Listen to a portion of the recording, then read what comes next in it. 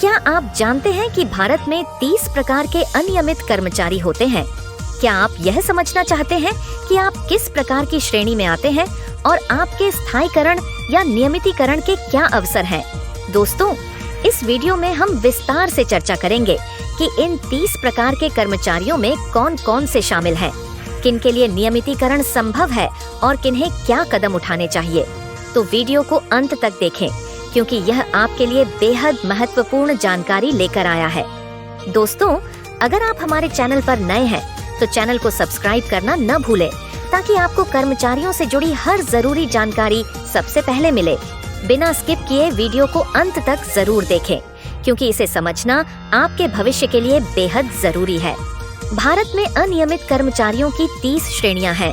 सबसे पहले यह समझना जरूरी है कि आप किस श्रेणी में आते हैं। आइए इन श्रेणियों पर नजर डालते हैं।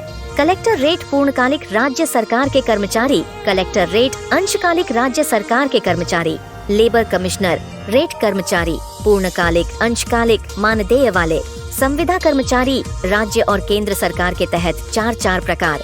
इन कर्मचारियों के स्थायीकरण के लिए क्या मानदंड है, ये समझना बेहद जरूरी है।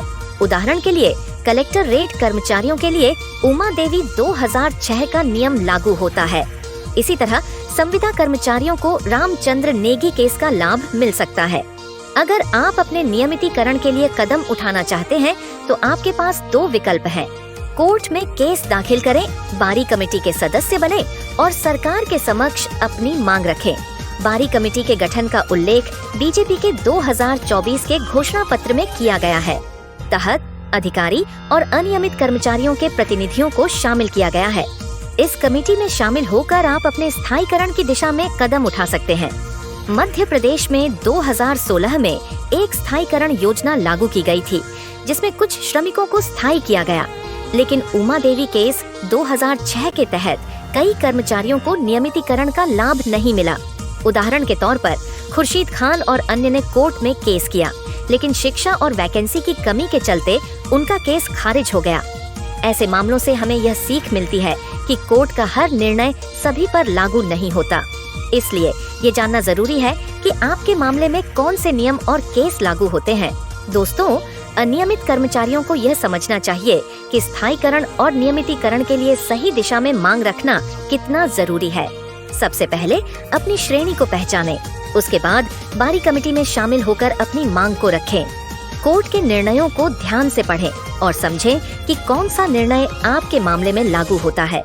याद रखें, मांग जितनी स्पष्ट और कानूनी होगी, आपके स्थायीकरण के अवसर उतने ही बेहतर होंगे।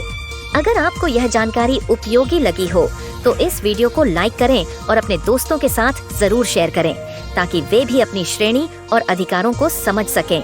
चैनल को सब्सक्राइब करना न भूलें, ताकि ऐसी ही महत्वपूर्ण जानकारियाँ आप तक सबसे पहले पहुँचे। धन्यवाद। दोस्तों, अनियमित कर्मचारी होने का मतलब यह नहीं कि आप अपने अधिकारों के लिए लड़ नहीं सकते। सही जानकारी और सही कदम आपको आपके लक्ष्य तक पहुंचा सकते हैं। मिलते हैं अगले वीडियो में।